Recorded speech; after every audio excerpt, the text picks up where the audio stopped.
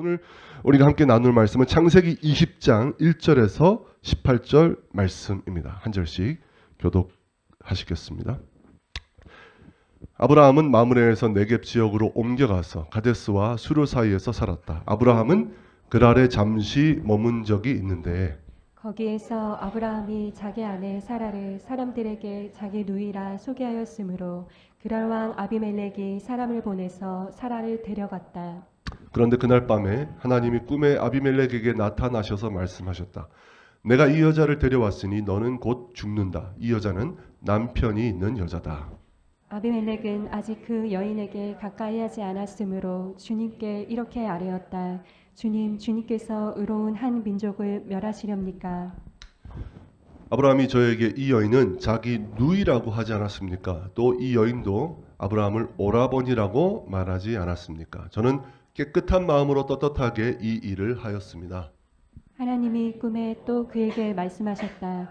그렇다. 나는 내가 깨끗한 마음으로 이렇게 한 줄을 잘 안다. 그러므로 내가 너를 지켜서 내가 나에게 죄를 짓지 못하도록 한 것이다. 그 여인을 건드리지 못하게 한 이유도 바로 여기에 있다. 이제 그 여인을 남편에게로 돌려보내어라. 그의 남편은 예언자이므로 너에게 탈이 나지 않게 하여 달라고 기도를 할 것이고 너는 살 것이다. 그러나 그 여인을 돌려보내지 않으면 너와 너에게 속한 사람들이 틀림없이 다 죽을 줄 알아라. 다음 날 아침에 아비멜렉은 일찍 일어나서 신하들을 다 불렀다. 그들은 왕에게 일어난 일을 다 듣고서 매우 두려워하였다. 아비멜렉은 아브라함을 불러들여서 호통을 쳤다. 당신은 어찌하여 우리에게 이렇게 하였소? 내가 당신에게 무슨 잘못을 저질렀기에 나와 내 나라가 이 크나큰 죄에 빠질 뻔하게 하였느냐 말이오. 당신은 나에게 해서는 안 될 일을 한 거요.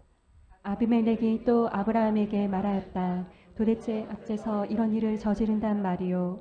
아브라함이 대답하였다. 이곳에서는 사람들이 아무도 하나님을 두려워하지 않으니까 나의 아내를 빼앗으려고 할 때에는 사람들이 나를 죽일 것이라고 생각하였습니다. 그러나 사실을 말씀드리면 나의 아내가 나의 누이라는 것이 틀린 말은 아닙니다. 아내는 나와는 어머니는 다르지만 아버지는 같은 이복 누이이기 때문입니다. 하나님이 나를 아버지 집에서 떠나서 여러 나라로 두루다니게 하실 때에 내가 아내에게 부탁한 말이 있습니다. 우리가 어느 곳으로 가든지 사람들이 나를 두고서 묻거든 그대는 나를 오라버니라고 하시오. 이것이 그대가 나에게 베풀 수 있는 은혜요 하고 말한 바 있습니다. 아비멜렉이 아브라함에게 양떼와 소떼와 남종과 여종을 선물로 주고 아내 사라도 아브라함에게 돌려보냈다. 아비멜렉이 아브라함에게 말하였다. 나의 땅이 당신 앞에 있으니 원하는 곳이 어디든지 가서 거기에서 자리를 잡으시오. 그리고 사라에게는 이렇게 말하였다. 나는 그대의 오라버니에게 은천 3개를 주었소. 이것은 그대와 함께 있는 여러 사람에게서 그대가 받은 부끄러움을 조금이나마 덜어보려는 나의 성의의 표시요. 그대가 결백하다는 것을 모두가 알게 될 것이요. 아브라함이 하나님께 기도하니 하나님이 아비멜렉과 그의 아내와 그의 여종들이 다시 아이를 가질 수 있도록 태를 열어주셨다. 아비멜렉이 아브라함의 아내 사라를 데려간 일로 주님께서는 전에 아비멜렉 집안의 모든 여자의 태를 닫으셨었다. 아멘. 여러분 오늘 본문은 읽을수록 정말 이상하고 당황스러운 그런 본문이라고 할 수 있습니다. 정말 성경 전체의 맥락과 또 복음과 신학을 우리가 이해하고 있는데 그 관점에서 비춰볼 때에 참 오늘 본문은 참 해석하기 힘든 지점들이 제법 많이 있다는 것입니다. 그래서 어떻게 보면 오늘 말씀이 참 괴상하다, 참 기이한 본문이다. 우리는 그렇게 생각해 볼 수 있겠습니다. 근데 그 중에서도 가장 작은 문제라고 할 수 있는, 다른 문제가 더 크고요, 좀 작은 문제라고 할 수 있는 점은 무엇이냐? 어떻게 아브라함이 90세가 다 된 자기 아내 사라를 보고 너무 이뻐서 이 아내 때문에 내가 죽을 수 있다. 90세가 된 할머니를 두고 내 아내는 너무 이뻐. 이 아내 때문에 난 죽게 될 거야 라는 생각을 할 수 있냐는 것이죠. 이 정도면 뭐 최수정을 넘어서 자기 아내를 너무 자랑스럽게 생각하는 과대망상에 빠진 사람이 아닐까, 착각에 빠져 사는 거 아닐까, 그렇게 생각할 수 있겠지만 놀랍게도 아비멜렉이 실제로 사라를 취해서 자기 궁으로 데려갔다라는 것이죠. 어떻게 90이 정확하게 말하면 89세죠. 그죠? 사라가 90살에 이삭을 낳았는데 아직 이삭을 낳기 전이니까 89세인 거죠. 이제 90이 다 됐는데 어떻게 89세의 할머니를 아름다워서 뺏고 뺏기고 그렇게 할 수 있냐는 것입니다. 하지만 오늘 본문은 그렇게 말이 안 되는 본문은 아니라는 것입니다. 여러분 우리 성도님들 한번 자기 자신, 특히 우리 여자 성도님 자기 자신 한번 보십시오. 굉장히 나이보다 엄청 젊지 않습니까? 예. 눈이 흔들리는 분이 계신데 자기 자신에 대해 자부심을 가지시기 굉장히 동안입니다. 우리 교회 성도님들은 남자분들도 그렇죠. 우리 여자 성도는 굉장히 동안입니다. 여러분 외모와 나이가 상관없는 일이 상당히 제법 많이 있습니다. 상식적으로는 같이 가야 되지만 원래 나이보다 더 들어 보이는 사람이 있지만 원래 나이보다 굉장히 어려 보이는 사람들, 그래서 우리를 꽤 놀라게 하는 사람들이 제법 있다라는 것이죠. 여러분 사진을 한번 보시겠습니다. 이분은 가천대학교의 총장 이길여 총장이라는 분이에요. 의료인이신데요, 의사이신데요, 총장님이기도 합니다. 이분이 나이가 95세입니다. 만으로 94세. 이거는 뭐 30년 전 사진이 아니라 2022년, 그러니까 91세 때 SBS 인터뷰하는 그 사진입니다. 아무리 의학의 도움을 많이 받았다고 우리가 쳐도 이건 좀 너무하지 않습니까? 다음 사진 보시면 이거는 올해 가천대학교 그 축제 때 이제 총장님이 나와서 뭐 인사하는, 막 다리도 들고, 영상을 보여주고 싶어요. 막 다리도 찍고 막 그렇게 하시더라고요. 그러니까 95세입니다. 앞에 사진 91세, 이 사진 95세. 사라 오늘 본문에서 몇 살? 89세. 다 사라보다 훨씬 나이가 많을 때의 사진입니다. 실제 나이보다 훨씬 젊어 보이는 일은 비상식적인 게 아니라 생각보다 우리 주변에 많이 일어나는 일이라는 것입니다. 사진 이제 보여주시고. 근데 무엇보다 우리가 또 한 가지 생각해야 될 것은 오늘 우리가 가지고 있는 미인의 기준은 어떻습니까? 날씬하고 이목구비가 뚜렷한 것이겠죠. 그러나 오늘 우리의 미인의 기준과 성경 시대의 미인의 기준이 완전히 달랐다라는 것이죠. 여러분 바로크 미술이나 옛날에 그 오래된 그림들을 보면 어떻습니까? 여자분들 아름다운 미인들 어떻습니까? 아랫배가 제법 나와야 됩니다. 턱은 2개 정도 돼야 아름다운 미인의 기준에 들었다는 거예요. 성경 시대는 더했죠. 성경 시대에는 그런 우리가 생각하는 그런 날씬하고 홀쭉하고 이목구비가 뚜렷한 그런 게 미인인 것이 아니라 후덕하고 인격이 훌륭하고 기품이 있는 여자가 더 미인으로 대접받던 그런 시대였다는 것. 충분히 89세이지만 젊어 보였을 것이고 기품 있는 사라가 미인으로 굉장히 주목을 받았을 것입니다. 그런데 이 앞에 있는 이 두 가지 내용을 제외하고서라도 더 중요한 사실은 바로 하나님의 전능하심이라는 것입니다. 여러분 사라가 이제 경수가 끊어지고 생리가 끊어지고 이제 도저히 아이를 낳을 수 없는 그 나이에 어떻게 하셨습니까? 아이를 낳게 해주셨잖아요. 그러니까 능치 못함이 없으신 하나님께서 아이를 낳게 하기 위해서 사라의 젊음을, 사라의 미모를 계속 유지하시게 하실 수 충분히 있다라는 것이죠. 그러니까 우리가 우리 시대와 그 시대의 미의 기준, 그리고 나이와 외모가 상관없는 일이 많이 있다는 것, 그리고 더 중요한 것 하나님의 전능하심을 생각할 때 오늘 본문에 사라가 이뻤다? 그거는 충분히 가능한 이야기라는 것입니다. 그러니까 사라가 89세인데 아름다웠다? 이거는 큰 우리가 의문을 가질 문제가 아니라는 것입니다. 오늘 본문에서 진짜 문제가 되는 것은 무엇이냐? 바로 아브라함이 가장 큰 문제가 된다는 것입니다. 여러분 아브라함은 창세기 12장에서 이미 이것과 똑같은 실수를 저질렀습니다. 근데 정말 장소만 바뀌었지 정말 똑같은 잘못을 반복해서 저지르고 있다는 것입니다. 여러분 실수가 반복되면 우리는 그것을 더 이상 실수라고 하지 않고 뭐라고 말하죠? 그 사람의 실력이라고 간주할 수밖에 없다는 것입니다. 지금 우리는 믿음의 조상 아브라함의 믿음의 여정을 따라가고 있는데 그 믿음의 사람도 때로는 실수하겠죠. 그런데 그 믿음의 사람이 그냥 단순한 실수가 아니라 굉장히 큰 실수를 그것도 또 똑같이 반복하고 있다는 것입니다. 우리는 이 당황스러운 상황을 어떻게 받아들여야 되는 것일까요? 아브라함은 자기 조카 롯을 구하기 위해서 어떻게 했습니까? 300명 되는 자기 집 사람들 데리고 가서 하나님의 도우심으로 그 왕들을 물리치고 롯을 구해내기도 했습니다. 하나님께서 어려울 때마다 도와주시는 은혜를 경험하기도 했습니다. 하나님께서 소돔과 고모라를 심판하는 하나님의 권능도 보기도 했었습니다. 그런데 하나님의 살아계심을 경험했던 믿음의 사람이 왜 지금은 자기 생명을 건지려고 사랑하는 아내를 위태로운 상황에 몰아넣고 있냐는 것입니다. 그것도 반복해서. 우리는 이것이 참 문제라는 생각이 들 수 있습니다. 하지만 더 심각한 문제는 이것이 아닙니다. 아브라함보다 더 이해하기 힘든 것은 바로 아브라함을 대하시는 하나님이 더 우리를 혼란스럽게 한다는 것입니다. 오늘 본문을 보시면 아브라함보다 아비멜렉이 훨씬 더 의로운 사람으로 등장하고 있습니다. 그런데 하나님은 아브라함을 꾸짖으시는 게 아니라 아브라함은 내버려 두시고 아비멜렉에게 찾아가셔서 그를 경고하고 그를 꾸짖고 계시다는 것입니다. 우리 3절에서 5절 말씀 다시 한번 읽도록 하겠습니다. 시작. 그런데 그날 밤에 하나님이 꿈에 아비멜렉에게 나타나셔서 말씀하셨다. 내가 이 여자를 데려왔으니 너는 곧 죽는다. 이 여자는 남편이 있는 여자다. 아비멜렉은 아직 그 여인에게 가까이 하지 않았으므로 주님께 이렇게 아뢰었다. 주님께서 의로운 한 민족을 멸하시렵니까? 아브라함이 저에게 이 여인은 자기 누이라고 하지 않았습니까? 또 이 여인도 아브라함을 오라버니라고 말하지 않았습니까? 저는 깨끗한 마음으로 떳떳하게 이 일을 하였습니다. 여러분, 아비멜렉이 얼마나 황당했겠습니까?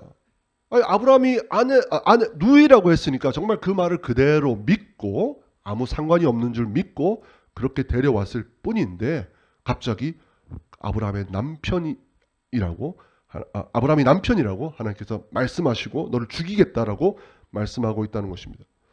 아비멜렉은 아무리 생각해도 자기에게는 문제가 없다. 나는 떳떳하다라는 생각이 들어요. 오히려 거짓말을 한 아브라함이 잘못이다라고 확신했습니다. 그렇기 때문에 아비멜렉은 자신의 결백을 주장하면서 이렇게 말하죠. 주님께서 의로운 한 민족을 멸하시겠습니까? 여러분, 이 아비멜렉이 하고 있는 말 잘 보십시오. 창세기 18장에서 소돔성 심판을 앞두고 아브라함이 뭐라고 그랬습니까? 아브라함이 하나님께 하나님, 의인과 악인을 함께 멸하시려고 하십니까? 그건 절대 안 됩니다. 하나님 의인을 살려주시고 의인 때문에 이 성을 용서해 주십시오. 그렇게 말하지 않았습니까? 그런데 그 18장에서 아브라함이 했던 말을 지금은 아비멜렉이 하나님 앞에 올려드리고 있다는 것입니다. 그러니까 오늘 본문에서 누가 더 의롭습니까? 아브라함보다 아비멜렉이 더 의로운 위치에 있다라는 것이죠. 그래서 그 아비멜렉의 말을 듣고 하나님께서 이렇게 대답해 주셨습니다. 6절과 7절 말씀도 읽겠습니다. 시작. 하나님이 꿈에 또 그에게 말씀하셨다. 그렇다 나는 내가 깨끗한 마음으로 이렇게 한 줄을 잘 안다. 그러므로 내가 너를 지켜서 내가 나에게 죄를 짓지 못하도록 한 것이다. 그 여인을 건드리지 못하게 한 이유도 바로 여기에 있다. 이제 그 여인을 남편에게로 돌려보내어라. 그의 남편은 예언자이므로 너에게 탈이 나지 않게 하여 달라고 기도할 것이고 너는 살 것이다. 그러나 그 여인을 돌려보내지 않으면 너와 너에게 속한 사람들이 틀림없이 다 죽을 줄 알아라. 하나님도 아비멜렉의 결백을 잘 아셨죠. 그렇기 때문에 내가 너를 지키려고 사라에게 접근하지 못하게 했다라고 말씀하셨습니다. 오늘 본문 전체를 읽어보시면 하나님께서 이 사라를 보호하시려고 아비멜렉에게 병을 내리시고 어떤 문제가 일어나게 하시고 그래서 접근하기 못하게 하시고 그리고 아비멜렉 집안의 모든 여자들의 태를 미리부터 닫아 놓으신 사실을 우리가 발견하게 됩니다. 즉 하나님께서는 비록 사라가 아비멜렉의 궁에 들어갔지만 그 사라의 몸을 지켜주시려고 하나님께서 강하게 역사하셨다라는 것입니다. 하나님께서 보호해 주셨죠. 그런데 우리가 여기서 놓치지 말아야 할 것은 6절 중간에 보시면 하나님께서 이렇게 말씀하고 있습니다. 6절 중간에 보면 하나님이 이렇게 말씀합니다. 내가 너를 지켜서 내가 누구에게? 내가 나에게 죄를 짓지 못하도록 한 것이다. 내가 너를 지켜서 네가 아브라함이 아니라 네가 나에게 죄를 짓지 못하도록 한 것이다. 여러분, 아비멜렉이 아브라함의 아내를 범하면 누가 가장 큰 피해를 받습니까? 물론 당연히 사라도 피해를 받지만 그 남편인 아브라함이 가장 큰 피해를 받겠죠. 그런데 하나님은 뭐라고 말씀하시냐? 네가 아브라함의 아내를 범하면 그거는 나에게 죄를 짓는 거야 라고 말씀하고 있다. 너가 하는 일은 사람에게 하는 죄가 아니라 나에게 하는 죄를 짓는 거야. 그러니까 네가 지금 하고 있는 상태는 엄청나게 심각하고 무서운 상황이야. 무거운 상황이야. 그러니 너가 사라를 돌려보내지 않으면 내가 너와 너의 집 사람들을 다 몰살해 버릴 거야 라고 말씀하고 계신 것입니다. 굉장히 심각한 말씀을 하는 것이죠. 나에게 죄를 짓는 것이니까. 사람이 아니라 하나님께 죄를 짓는 것이니까 굉장히 심각한 거야.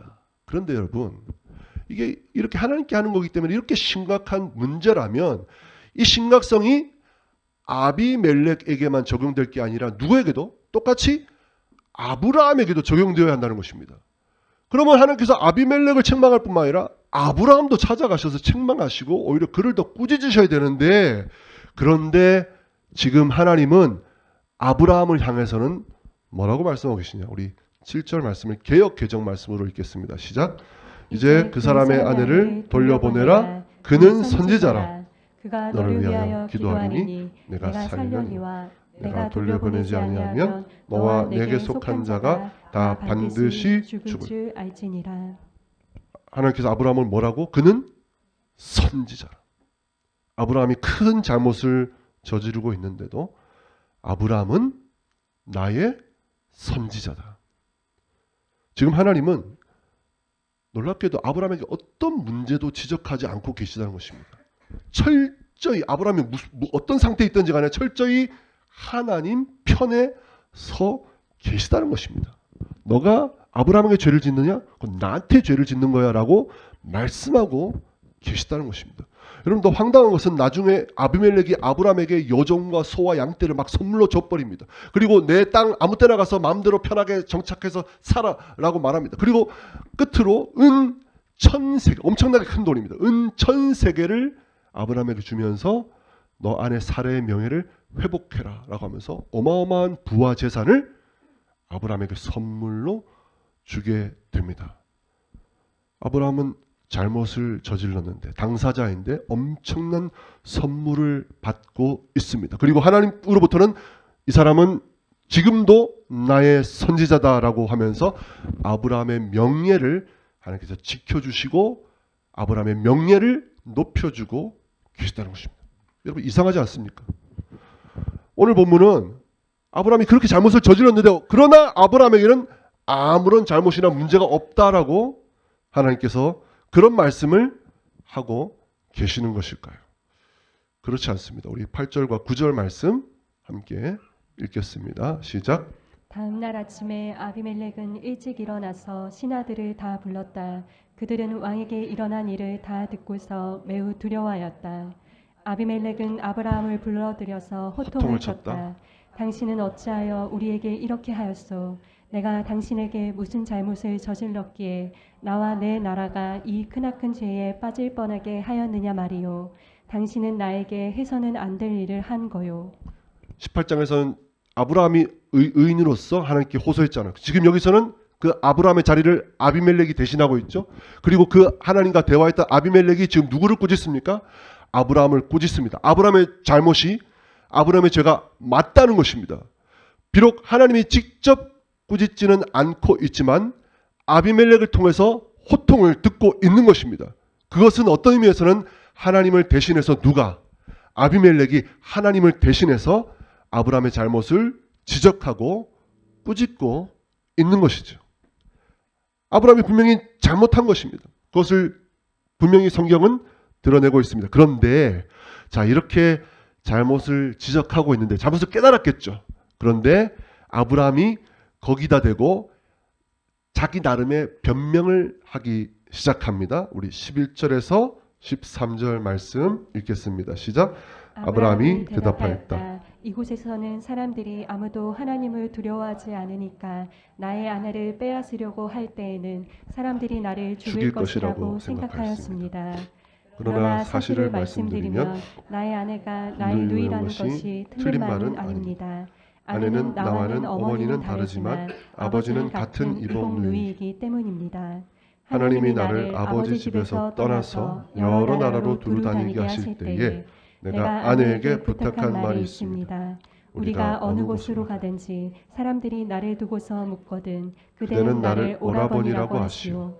이것이 그대가 나에게 베풀 수 있는 은혜요 하고 말한 바 있습니다. 아브라함은 이제 자기 변명을 하기 시작합니다. 하지만 그것은 합당치 않죠. 굉장히 궁색하고 또 심지어 굉장히 비겁한 변명이라는 것입니다.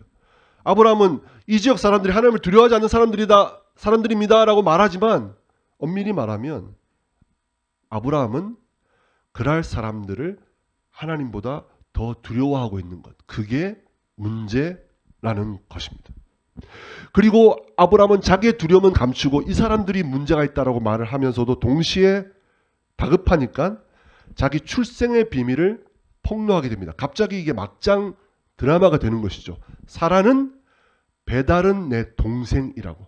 그러니까 내 동생 맞으니까 이복 누이이긴 하지만 내 동생 맞으니까 난 거짓말한 것은 아니라고 사실이 맞다고 그렇게 변명하고 있다라는 것입니다.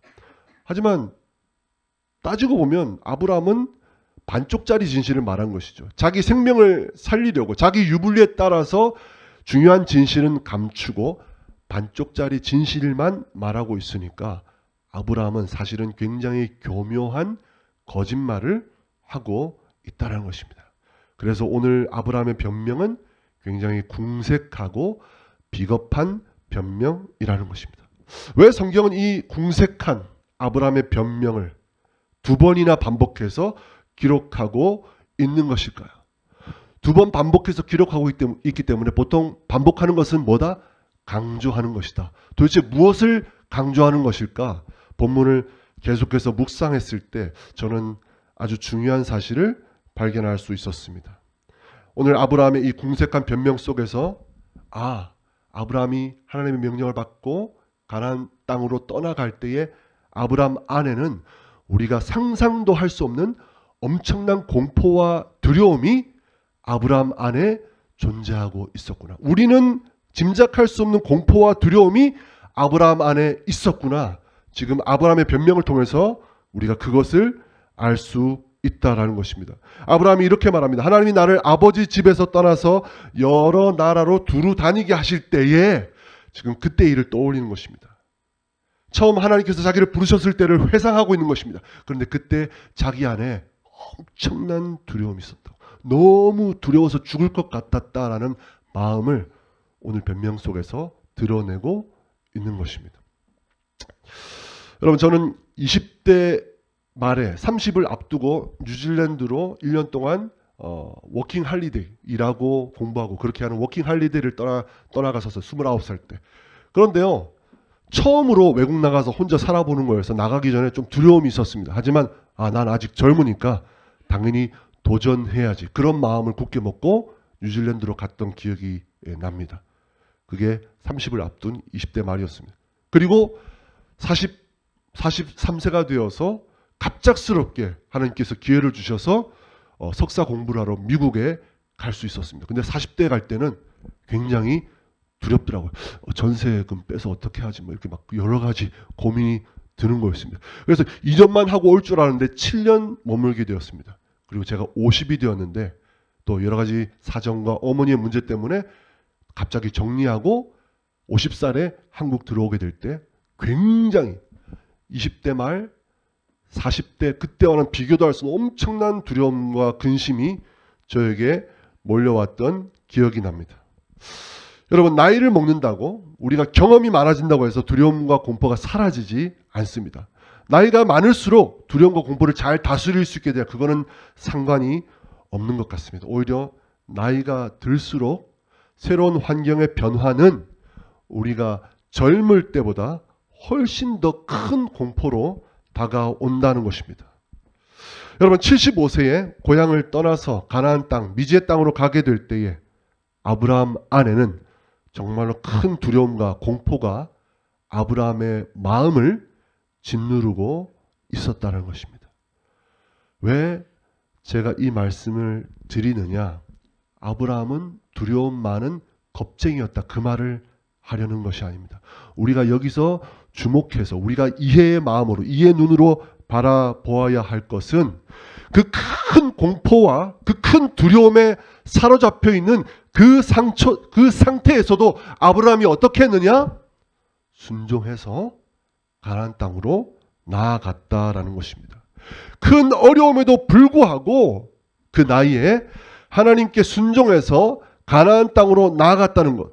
우리 창세기 12장 4절 말씀, 개역개정 말씀 다시 한번 읽도록 하겠습니다. 시작.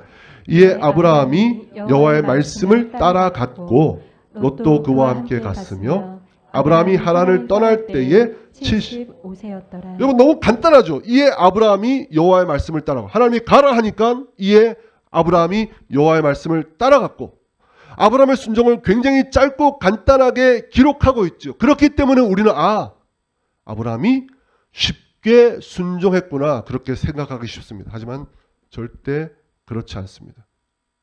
아브라함은 절대 쉽게 순종한 사람이 아닙니다.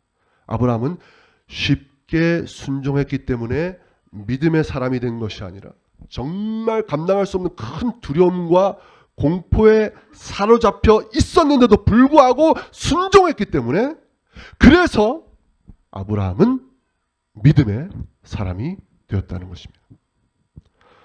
오늘 본문에서 아브라함의 궁색한 변명은 창세기 12장 4절에 대한 보충 설명이라고 저는 생각합니다. 아브라함은 믿음이 너무 좋아서 아무런 고민도 없이 아무런 문제도 없이 그냥 쉽게 순종해서 나갔던 사람이 아니라 이제 나는 언제 어떻게 죽을지도 모르겠다라는 그 큰 두려움에도 불구하고 하나님이 말씀하시니까 순종해서 가나안 땅까지 간 사람이라는 사실입니다. 여러분은 정말 하기 싫은 일을 해보신 적 있습니까? 정말 죽기보다 싫고 두려운데 하나님의 명령이기 때문에 순종해서 그 일을 해보신 적 있습니까? 두려워서 주저주저 하는데 그래도 하나님이 원하시니까 순종해 보신 적 있냐는 것입니다. 바로 아브라함이 그런 순종을 보여드린 것입니다. 여러분, 베드로는 물 위를 걸어오시는 예수님을 보고 예수님 나도 걷게 해주십시오 그렇게 요청하고는 물 위를 걸어가다가 결국 어떻게 됐습니까? 바람과 파도를 보고 놀라서 두려워서 물에 빠지게 되었습니다. 그냥 가만히 배 안에 앉아있지 괜히 나대다가 물에 빠져가지고 저렇게 허우적대는 모습 너무 우습다, 너무 어리석다, 너무 나대는 사람이다. 사람들은 그렇게 생각할지 모르겠습니다. 하지만 물에 빠진 것은 실패가 아닙니다.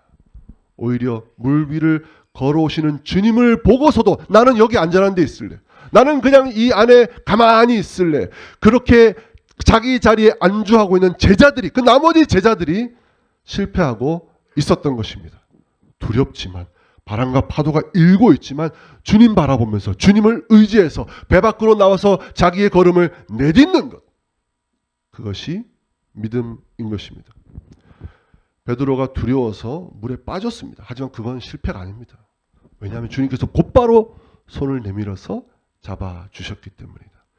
여러분, 우리가 어려움에도 불구하고 주님을 의지해서 두렵지만 우리의 믿음의 걸음을 내디디면 주님께서 곧바로 찾아오셔서 여러분을 붙잡아 주시고 여러분을 책임져 주시고 여러분의 믿음을 완성시켜 주시는 줄 믿습니다. 여러분의 자녀가 굉장히 중요한 일들을 앞두고 너무 근심에 쌓여서 너무 두려워서 엉엉 울고 있는 여러분의 자녀가 있다면 그 자녀를 바라보는 여러분의 마음은 어떻겠습니까? 자녀가 너무 무서워서 너무 공포에 쌓여서 못하겠다고 울고 있을 때 아마 그 고통하는 자녀의 모습을 보는 부모의 마음이 더 찢어질 것입니다. 그래서 여러분 뭐라고 할까요? 야, 그거 인생에 별로 중요한 거 아니야. 너가 그것보다 더 소중해. 그러면 너 하지마. 안 해도 돼. 아빠는 엄마는 너가 그거 안 해도 돼 라고 아마 여러분들은 말할 것입니다. 그런데 그 말씀을 듣자마자 그 아이가 눈물을 뚝 그치고 울음을 꿀꺽 삼키면서 아버지 어머니 그래도 이거 중요한 일이니까 나 한번 해보겠습니다. 제가 한번 해볼래요. 그렇게 말하고 또 벌벌 떨지만 묵묵히 그 일을 감당하려고 앞으로 나아가는 자녀의 모습을 볼 때 여러분의 마음은 어떨까요?